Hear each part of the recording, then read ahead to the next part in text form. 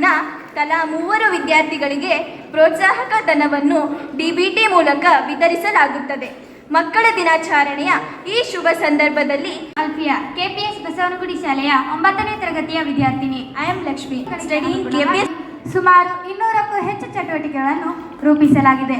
ರಾಜ್ಯದಲ್ಲಿ ಜಾರಿಗೊಳಿಸಲು ಉದ್ದೇಶಿಸಿರುವ ಈ 10 ಪ್ರಮುಖ ಮೌಲ್ಯಗಳು ಜಾಗತಿಕ ಸಂಸ್ಥೆಗಳು. My name is Lakshmi. I am studying 9th standard A section in KPS Baswanagudi School. Today I am talking about Upagupta. Upagupta is a disciple of Buddha. Upagupta poem is written by Rabindranath. ಎಲ್ಲರಿಗೂ ನನ್ನ ನಮಸ್ಕಾರಗಳು. ನನ್ನ ಹೆಸರು ಲಕ್ಷ್ಮಿ. ನಾನು 9ನೇ ತರಗತಿ A ವಿಭಾಗ KPS.